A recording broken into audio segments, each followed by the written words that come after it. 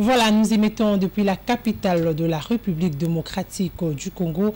Mesdames et messieurs, bonsoir et bienvenue à cette nouvelle livraison d'informations qui s'ouvre à la Chambre basse du Parlement où les députés nationaux ont voté le membre du bureau définitif de l'Assemblée nationale. C'était hier mardi, le 22 mai, au cours d'une plénière organisée dans la salle du Congrès du Palais du Peuple.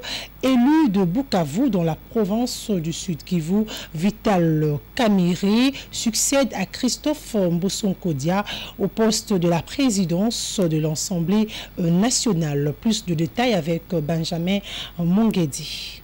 Trêve de suspense, les élus nationaux ont finalement voté les membres du bureau définitif de l'Assemblée nationale au cours d'une plénière très élastique tenue mardi 22 mai 2024. Au total, 437 députés nationaux ont pris part à cet exercice démocratique dans la salle de congrès au Palais du Peuple. Sans surprise aucune, Vital Kamerhe Lwakaningini est élu président de l'Assemblée nationale avec 371 voix.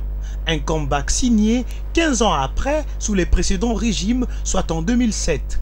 Au poste du premier vice-président, les élus nationaux ont jeté l'air dévolu sur le professeur Jean-Claude Tshilumbayi qui a obtenu 361 voix. Christophe Mbossonkodia est élu deuxième vice-président avec 379 voix. Le professeur Jacques Njoli est élu rapporteur de la Chambre basse du Parlement avec 385 voix. Au poste de rapporteur adjoint, Dominique Munongo de l'Ensemble pour la République de Moïse Katumbi l'a emporté face à Constant Moutamba de Dipro avec 203 voix. Au poste de questeur, c'est la députée Chimène Polipoli de la FDC alliée qui est élue avec 375 voix. Elle sera secondée par Grace Nehema qui est élue questeur adjointe avec 369 voix. 107 députés votants. 371 voix, 36 bulletins nuls. En conséquence, l'honorable Kamerhe Lwakaningini King Vital est élu président de l'Assemblée nationale, conformément au prescrit de l'article 28 de premier vice-président. Sur 405 députés votants, les candidats Tshilumbayi, Moussa, Isaac, Jean-Claude a recueilli 368 voix. L'honorable Tshilumbayi, Moussa, Isaac, Jean-Claude est élu premier vice-président de l'Assemblée nationale. Le candidat Mbossonkodia Christophe a recueilli, est élu deuxième vice-président de l'Assemblée nationale. Pour la toute première fois dans l'histoire de la République démocratique du Congo, les bureaux définitifs de la Chambre basse du Parlement comptent 3 femmes, une représentativité importante de la gente féminine dans la deuxième institution de la République. Aussitôt après son élection et son installation au bureau définitif de la Chambre basse du Parlement, Vital Kamerhe a promis de s'épancher sur la question sécuritaire pour cette législature. Dans son mot, le nouveau président de cette Chambre a salué la représentation de femmes au sein du bureau ainsi que le respect de la géopolitique. Que le moment n'est pas approprié pour évoquer cette question capitale de l'insécurité à l'Est, aggravée dans cette partie, et à l'Ouest, qui sera au cœur de nos préoccupations quotidiennes pendant cette législature qui commence sous le signe d'une grande espérance. Comment ne pas saluer l'exercice démocratique minutieusement mené par le bureau provisoire et spécialement le savoir-faire du président Mbosso Christophe, grâce à ces jeux démocratiques, nous avons aujourd'hui un bureau définitif équilibré où les critères de la géopolitique et de la représentation suffisante de la femme, comme l'a souhaité le président de la République. Plusieurs questions majeures attendent le bureau définitif de la Chambre basse du Parlement pour cette nouvelle législature. Le bureau Caméré, installé le mardi 22 mai 2024, va notamment tabler sur l'éventuelle révision ou changement de la Constitution. Plus de détails avec Grévis Tekilazaïa. Plusieurs questions cruciales attendent le nouveau bureau définitif de l'Assemblée nationale pour cette 4e législature, laquelle coïncide avec le 2e et dernier mandat constitutionnel du chef de l'État, Félix-Antoine Tshisekedi Tshilombo. Peu avant l'élection et l'installation du bureau Caméré, les débats dans différents états généraux des partis politiques et émissions sociopolitiques ont tourné autour de l'éventuelle révision et ou changement de la Constitution. Polémique née à la suite de l'échange tenu par le chef de l'État et la diaspora congolaise en France et en Belgique. Les parlementaires congolais vont devoir se prononcer au cas où les débats s'invitent à la Chambre basse sur la pertinence ou non de cette question. Outre cette matière, il y a la question de la réduction du train de vie des institutions qui, d'après un bon nombre d'observateurs, devrait figurer lors de la session budgétaire prévue en décembre prochain. Il y a également la question sécuritaire qui refait déjà surface. À ce sujet, les élus nationaux sont attendus entre autres sur la question relative à la prise en charge de militaires dans les zones en conflit, la levée ou non de l'état de siège, etc. Mais avant d'en arriver là, le nouveau bureau va devoir se prononcer dès l'occupation de ces locaux sur la requête du procureur général près la Cour de cassation demandant l'autorisation de poursuivre le ministre sortant des Finances Nicolas Kazadi pour détournement de deniers publics. Tous les yeux sont dès lors braqués sur le nouveau bureau Caméré. Wait and see. Les nouveaux bureaux de la Chambre basse du Parlement devra vigoureusement contrôler les exécutifs nationaux. Tels sont les propos de le père Kubangila. Il est le coordonnateur de la dynamique pour un Congo fort après l'élection de la nouvelle équipe dirigeante de cet organe délibérant. La phase de l'élection du bureau définitif de la Chambre basse du Parlement étant donc close, place à présent au travail. Cette nouvelle équipe dirigeante de l'Assemblée nationale devra se démarquer dans le contrôle de l'exécutif national. C'est ce que martèle le père Kubangila, coordonnateur de la dynamique pour un Congo fort. Je suis content d'un côté le fait de voir aujourd'hui le bureau définitif soit installé. Mais seulement qu'on est désolé parce qu'il n'y a pas eu élection proprement dite. Pourquoi il n'y a pas eu élection? Lorsqu'on parle des élections, on voit la compétitivité. C'est-à-dire qu'il doit y avoir 2 ou 3 personnes qui compétissent dans un poste.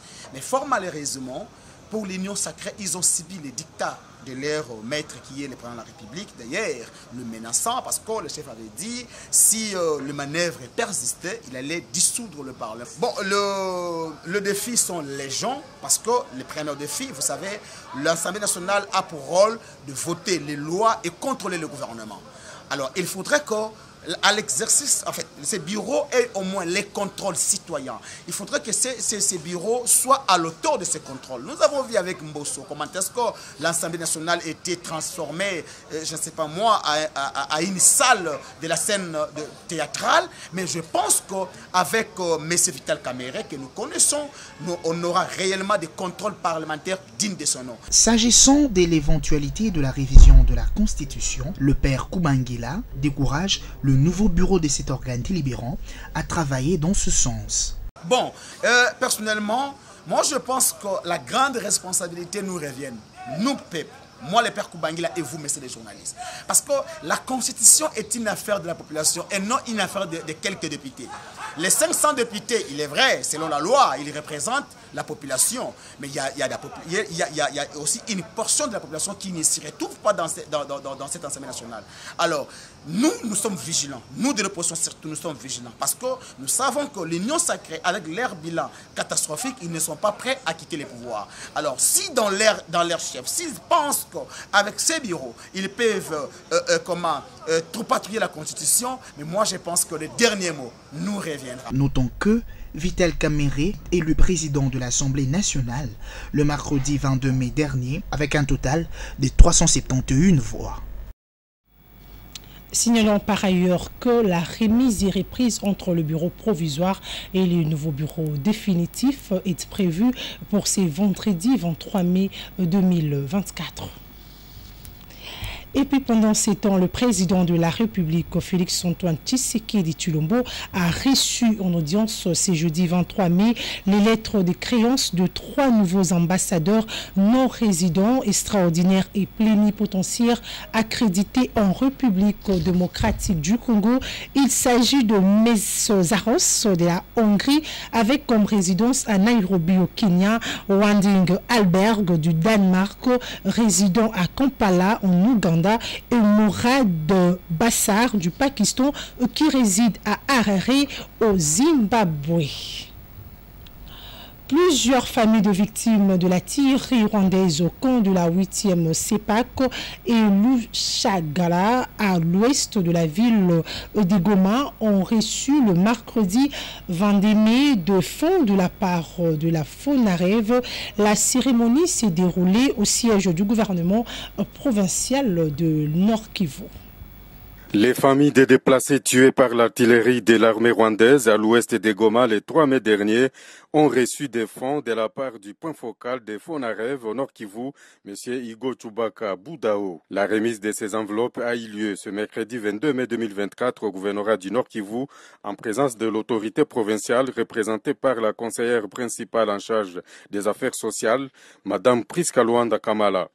Pour Igo Chubaka, le geste posé n'est qu'une suite de ce qui a déjà été fait en faveur de ses compatriotes.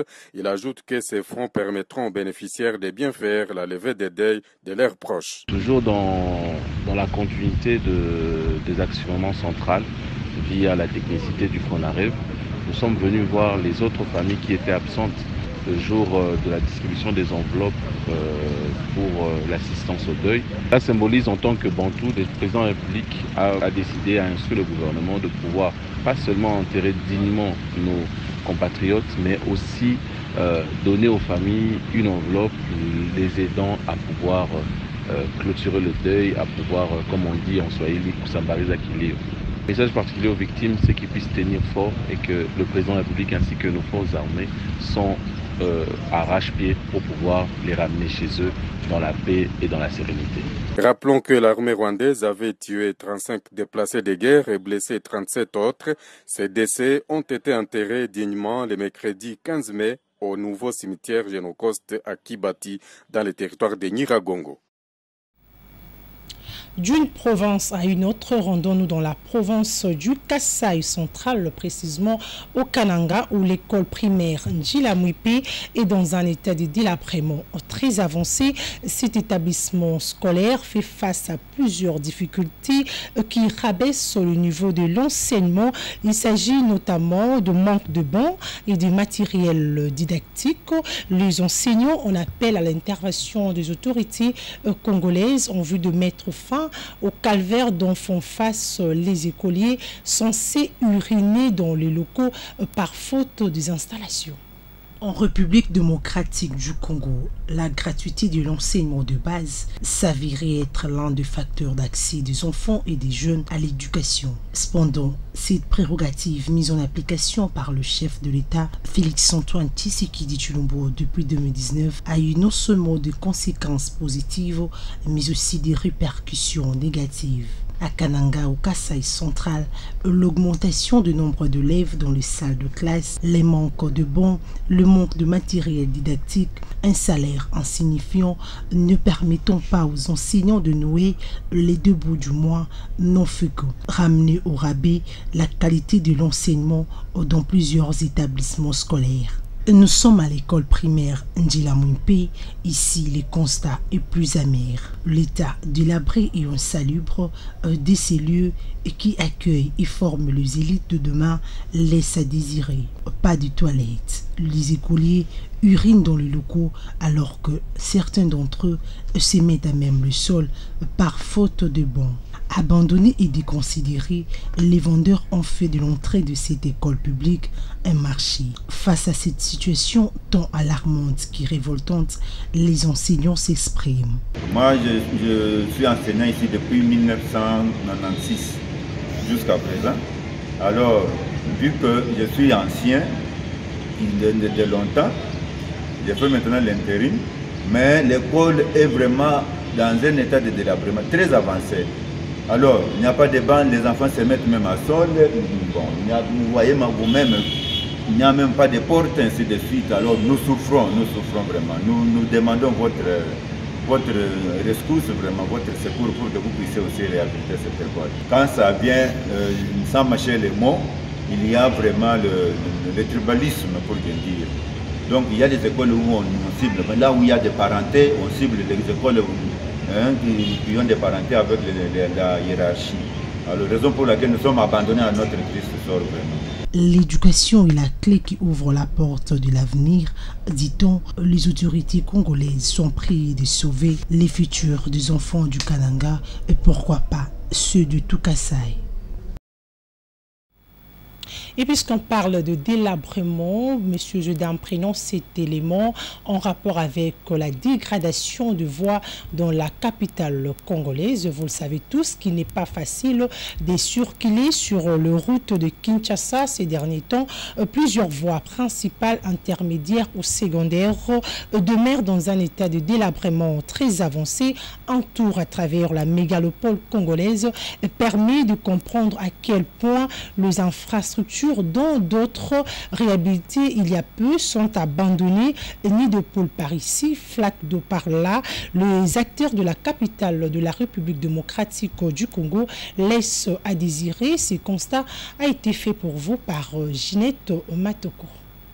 Le délabrement de la voirie en République démocratique du Congo, précisément dans la partie nord de la ville de Kinshasa, est l'une des causes à la base de perturbation du trafic routier. L'état de la plupart des routes dans la ville se dégrade de plus en plus, surtout après la tombée de pluie. Mais en dépit de cette situation qui ternit l'image de la métropole congolaise, les autorités tardent à réagir. La circulation est devenue compliquée sur les avenues telles que Colonel Ebeya, Avenue Nyangwe, Itaga, Kabambare, Kabinda, Isoke, Kasai, Oya et Wangata.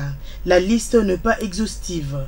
Il n'y a pas moyen de rouler à vive allure à cause de trous qui peuvent provoquer de panne. Les eaux stagnantes ont détruit le chaussée. Il est de plus en plus difficile d'emprunter les routes secondaires qui permettent de congestionner le boulevard du 30 juin. Même les mototaxis, souvent réputés pour leur agilité à contourner les embouteillages, ont également du mal à bien circuler sur ces avenues. C'est regrettable les camos de tout le monde. C'est absolument incroyable. Comment se fait-il que la route principale est comme un bourreau? Nous avons regretté le gouvernement provincial Nabiso, gouvernorat de la ville, assemblée provinciale, vraiment, Banzela Nyoso à centre-ville à Kinshasa, où ils ont relié commune à Barumbu, Lingwala, na Kinshasa, et commune à Etamoko. Donc, on a habité sur notre bandeni. Tous vivons dans la forêt, Totozapi. Kabamba, Ekoufi, Kabinda, Ekoufi, Kasai, Ekoufi, Bokassa, Ekoufi, Croix-Rouge, Ekoufi, Nyangwe, Ekoufi, Kalembelembe, Ekoufi. Vraiment gouverneur de la ville Zawapi. Assemblée provinciale, député provincial, Bozawapi. C'est vraiment regrettable. Président, on a aussi un rayon comme Moko. L'ongola vote par député, vote par gouverneur. L'ongola vote par gouverneur, nommé et non voté. Parce que le résultat est bon. Déjà, député provincial, tellement que les députés provinciaux ont péché l'occasion de voter avec le gouverneur. Ils ont voté sur ce point de la peuple. Ils ont voté parce que moi, Plusieurs axes routiers de la ville de Kinshasa sont en état de dégradation depuis les débuts de la saison de pluie, ce qui est à la base de perturbations du trafic entraînant du coup la rareté de transport avec les phénomènes de sectionner des itinéraires. Les autorités, leur est venu de mettre en place une bonne politique d'entretien de réhabilitation de la voirie urbaine pour redonner à Kinshasa son visage d'antan.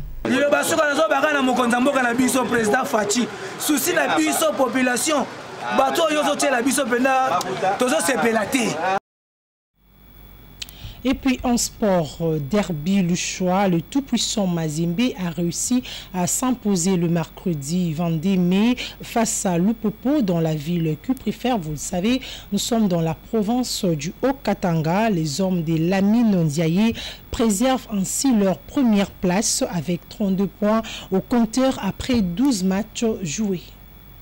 Dans une ambiance assez particulière dans les tribunes du temple de Badiangwena, où les groupes d'animation de deux formations enflammaient les derbys louchois opposant les deux mastodontes de la ville Cuprifère, la rencontre tenait tout son sens dès les premières secondes de l'affrontement. À la 22e seconde, l'attaquant congolais Joël Béa chauffe déjà les gants de Simone Omonsola d'un coup de tête en lançant de la plus belle de manière ce Mazembe Lupopo. Les jaunes et bleus réagissent quelques minutes plus tard, sémant le doute dans les camps de Corbeau en multipliant les assauts. Mazembe tentera de renverser la vapeur, mais à la pause, les deux équipes se quittent sur un score nul et vierge. Au retour de vestiaire, les dangers deviennent permanents de part et d'autre. Lupopo tourmenté cède et concède un penalty incontestable sur une touche. Fili Traoré, serein, fait montre de son aisance et de sa rage de serial buteur, entrant ainsi dans l'histoire. Peut-être son 25e but. Et oui, c'est fait. Il bat donc le record de Jackson Mouleka, l'ancien de Mazembe, et Mundele Makusu. Le 25e but de Fili Traoré, le meilleur buteur de cette édition, avec 25 réalisations. Tentant de se remettre à la longueur de son adversaire, les cheminots percent, mais le mur de Corbeau est solide. Fili Traoré, en bonne position, crucifié Lupopo. Heureusement, Jonathan Mokondi ne laissait pas le ballon franchir la ligne de but. Mazembe, fort, gardera son avance et va l'emporter au coup de sifflet final. Victorieux, les hommes de Lamine Ndiaye préservent leur première place au classement avec 22 points au compteur après 12 matchs joués et placent la main sur les titres. Restons toujours dans ces registres sportifs pour parler cette fois-ci de la Ligue nationale de football. Les Aigles du Congo ont assuré face aux Dauphins noirs avec un score d'un but à 0. Cet unique but de la rencontre a été inscrit sur penalty par Maxwell Jumeku. Nathan Okilimba nous en dit plus.